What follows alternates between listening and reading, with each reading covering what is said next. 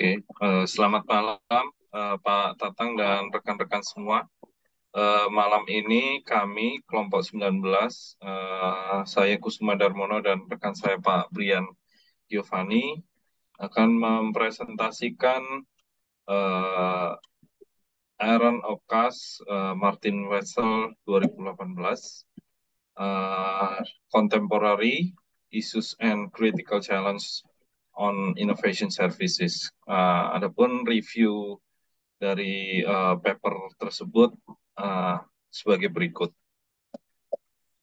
uh, di mana nanti uh, yang pertama adalah introduction, yang kedua konten, yang ketiga adalah conclusion, dan terakhir suggestion. Next, Pak Brian. Sebagai introduction, saat ini pertumbuhan layanan jasa mengalami peningkatan yang sangat signifikan dalam beberapa tahun terakhir. Hal ini merupakan memberikan momentum yang tepat bagi perusahaan jasa dalam mengembangkan dan meningkatkan layanan inovasi miliknya. Aguirre et al. Di tahun 2016 dalam penelitiannya mengatakan bahwa peluang ini muncul dari persaingan yang lebih besar. Persaingan tentunya dengan para kompetitornya dan perubahan ekspektasi pelanggan, kesediaan mereka untuk berpartisipasi dalam inovasi layanan, dan permintaan akan layanan digital yang lebih personal dan disesuaikan. Next. Viraro Ordenes di tahun 2018 dalam penelitiannya juga menyampaikan bahwa untuk menikmati peluang ini, banyak manajer di perusahaan jasa telah mengubah proses dan produk layanan mereka, baik secara internal dan eksternal. Secara internal, produk layanan diubah untuk mendorong kreativitas dan keterlibatan staf. Dan di sisi eksternal adalah yang pertama mitra bisnis, dan yang kedua adalah memanfaatkan big data untuk mempelajari tentang pelanggan, kebutuhan, dan preferensi mereka. Next. Carbo di tahun 2014 dan juga Santos Vijande, Lopez Sanchez, dan Ruth juga melakukan penelitian di mana inovasi dalam layanan banyak hal masih tertinggal dari inovasi produk dalam penelitian ilmiah. Hal ini berkaitan dengan pengembangan sistematis teori inovasi layanan. Adapun alasan keterlambatan ini karena sifat layanan dan inovasi layanan yang khas dan istimewa, dan secara inheren berbeda dengan inovasi produk. Hal ini juga tentunya berkaitan dengan perbedaan antara produk dan jasa yang memungkinkan untuk produk lebih bisa dilakukan research and development untuk pengembangan serta inovasi produk. Sementara secara jasa segala sesuatunya bersifat kualitatif dan harus dikuantifikasi untuk kita bisa mengukur inovasi yang akan dilakukan. Next, Pak Brian. Berikut adalah perbedaan antara produk dan jasa, di mana produk R&D urutan kegiatan yang sangat tepat dan sempit untuk melalui pengusaha yang menemukan produk yang memecahkan masalah. Dan inovasi ini juga dibutuhkan supaya produk dari sebuah perusahaan dapat bisa bertahan dan juga compete terhadap kompetitornya. Dan di jasa, yang pertama adalah hubungan jaringan, yang kedua interaksi antara karyawan dan pelanggan. Hal ini juga sangat penting karena dengan adanya interaksi antara karyawan dan pelanggan bisa menangkap apa yang menjadi needs atau kebutuhan dari pelanggan tersebut. Kemudian yang selanjutnya adalah interaksi antara karyawan dan kolega lainnya di domain fungsional yang berbeda.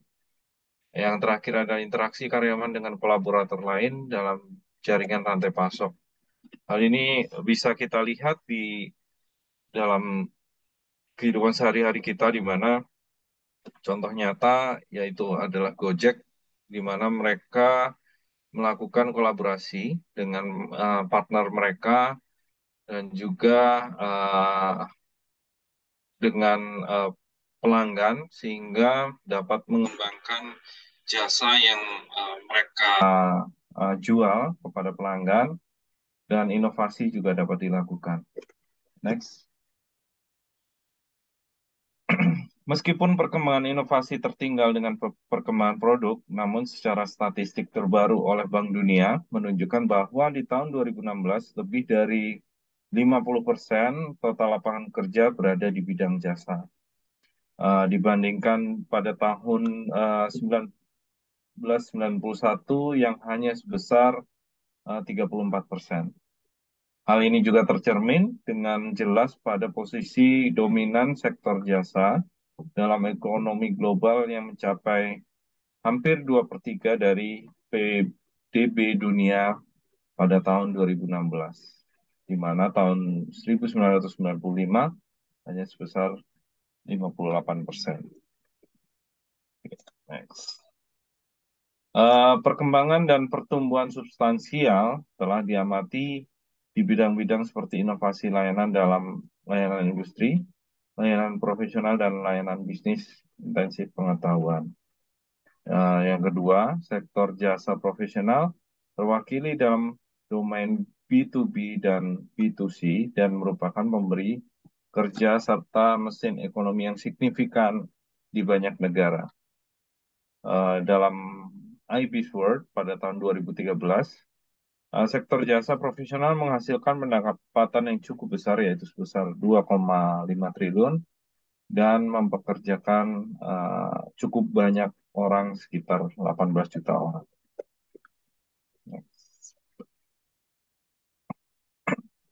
Penelitian terkait inovasi layanan masih terus berlanjut. Banyak lagi hal yang harus diselidiki untuk menjawab beberapa masalah yang dihadapi. Untuk kunci growth dari sebuah perusahaan, baik itu produk maupun jasa, uh, memang harus selalu dilakukan inovasi yang berkelanjutan, dan masalah atau evaluasi terhadap masalah yang dihadapi harus juga dilakukan untuk menyempurnakan inovasi yang sedang dikembangkan. Kemudian yang kedua, penelitian terhadap inovasi layanan dapat dilakukan dengan beberapa metode, antara lain survei, wawancara, observasi, dan juga analisa data. Ada beberapa juga hal yang dapat diteliti dalam inovasi layanan adalah, yang pertama, jenis inovasi layanan, faktor yang mempengaruhi inovasi layanan, dampak inovasi layanan pada perusahaan atau organisasi dan juga pelanggan, serta yang terakhir, strategi pengembangan inovasi layanan. Untuk selanjutnya, materi presentasi review paper ini akan disampaikan rekan saya, Pak Brian. Dipersilakan, Oke, Pak Brian. terima kasih Pak Kusuma Darmono atas waktunya. Oke, terkait dengan paper review yang berjudul Contemporary Issue and Critical Challenge and Innovation in Service, ada 7 manuskrip yang diterima dan akan kita bahas pada paper review kali ini. Pertama, penelitian dilakukan oleh Alexis Jensen dan Hertog di tahun 2018, yang mana mereka menyelidiki dampak interaksi antara inovasi pengiriman teknologi dan pengiriman antarmuka pelanggan pada manajemen inovasi menggunakan pendekatan sosioteknis dalam konteks servitization. Dari hasil temuan studi empiris mengkonfirmasi efek positif dari inovasi pengiriman teknologi dan inovasi antarmuka pelanggan pada inovasi manajemen. Efek moderasi dari tingkat berwujud menunjukkan bahwa inovasi antarmuka pelanggan memiliki efek yang lebih kuat untuk layanan rendah wujud. sedangkan inovasi pengiriman teknologi memiliki efek yang lebih kuat untuk layanan berwujud tinggi. Lalu selanjutnya ada penelitian dari Godeshed di tahun 2018 yang mana menghubungkan aliran literatur tentang servisisasi dengan aliran literatur tentang inovasi layanan menggunakan service dominan logic sebagai lensa teoretis untuk mengeksplorasi inovasi layanan baru yang radikal. Dari hasil temuan kunci studi empiris ini menunjukkan bahwa digitalisasi merupakan faktor utama dalam pelayanan. Namun, digitalisasi itu sendiri belum tentu merupakan kondisi yang cukup karena perlu didukung oleh mobilisasi sumber daya dan dalam konteks layanan. Selanjutnya ada dari Lujan Pro Globochnik dan Schultz di tahun 2018 yang mana mereka membahas pergeseran pertumbuhan perusahaan yang berpusat pada produk menuju layanan. Dengan menggunakan sampel program inovasi lintas industri multi-informan dari 93 perusahaan dengan 712 informan. Mereka menunjukkan bahwa perusahaan yang dilayani dapat memperoleh keuntungan lebih banyak dari proses inovasi yang diaktifkan oleh teknologi informasi daripada perusahaan yang tidak dilayani. Hasil mereka juga menunjukkan bahwa perusahaan yang memiliki layanan cenderung tidak menggunakan teknologi informasi untuk mendukung arus informasi di dalam dan di luar organisasi miliknya. Lalu selanjutnya ada dari Syah Piri di tahun 2018 yang membahas inovasi layanan pada pertemuan layanan.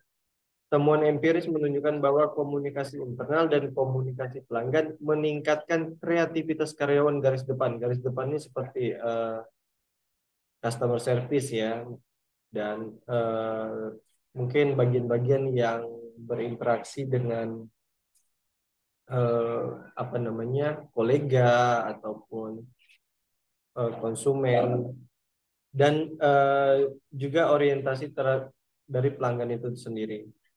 Lalu selanjutnya ada Toitari, Turunen, Rajala, Klein, Eloranta, dan Gill di tahun 2018. Mereka mengeksplorasi dampak transformasi digital, mempelajari adaptasi layanan cerdas pada tingkat sistemik atau jaringan. Studi empiris didasarkan pada beberapa studi kasus dengan 7 perusahaan teknologi yang beroperasi secara global di berbagai industri, baik itu di transportasi, teknik pengukuran, industri mesin, pertanian, infrastruktur bangunan, dan otomasi industri. Nah, dari hasil penelitian mereka, yang menarik perhatian pada pentingnya perubahan yang tersinkronisasi baik dalam pola pikir organisasi maupun kapabilitas dalam jaringan ekosistem layanan. Lalu selanjutnya ada dari Money and Chow di tahun 2018 mengeksplorasi hambatan yang menyebabkan penolakan konsumen terhadap layanan pintar di Intercontext Net of Things atau IoT. Studi empiris untuk menguji hipotesis dalam kerangka konseptual didasarkan pada panel online yang menghasilkan 653 responden. Temuan menegaskan bahwa hubungan antara hambatan, kerentanan, dan hambatan individu dan resistensi konsumen dimediasi oleh skeptisme konsumen itu sendiri terhadap IoT. Setelahnya ada dari Run 2 Wilden Gudergen di tahun 2018. Mereka melakukan penelitian mengatasi tantangan perantara inovasi terbuka pada platform online. Perantara inovasi terbuka biasanya menyediakan platform digital untuk mengintegrasikan pengetahuan pengguna ke proses inovasi terbuka pelanggan. Nah, dari hasil temuan mereka menunjukkan bahwa kemampuan co-creation perantara mendukung dan membentuk kemampuan teknologi dan pemasaran perantara. Ini adalah unsur penting untuk proses inovasi layanan terbuka dari waktu ke waktu dan membantu mengatasi hambatan terkait proyek dan organisasi. Oke, jadi conclusion dari paper review ini adalah pertama, mendorong teknologi inovasi dapat membantu merangsang kreativitas dan menghasilkan ide-ide baru dalam bisnis. Lalu yang kedua, membangun ekosistem yang kuat dapat membantu mendukung inovasi dengan menyediakan infrastruktur, sumber daya, dan bakat yang diperlukan. Lalu yang terakhir, teknologi baru seperti kecerdasan buatan, AI, blockchain, dan Internet of Things, IoT, memiliki potensi untuk merevolusi layanan inovasi. Dan kita juga menambahkan saran dari hasil diskusi saya bersama Pak Kusuma Darmono terkait paper ini. Pertama, meningkatkan penggunaan platform digital sehingga dapat mengintegrasikan inovasi kepada pelanggan. Yang kedua, adaptasi terhadap layanan cerdas harus terus dilakukan sehingga transformasi digital dapat terus berkembang. Dan yang terakhir adalah inovasi layanan terbuka harus terus dilakukan agar dapat mengatasi hambatan antara proyek dan organisasi. Oke, sekian hasil presentasi kami pada malam hari ini. Mohon maaf jika ada kekurangan dalam menyajikan bahan dan dalam penyampaian presentasi kami. Jangan lupa di like dan komen video berikut. Wabillahi taufiq wal hidayah. Assalamualaikum warahmatullahi wabarakatuh.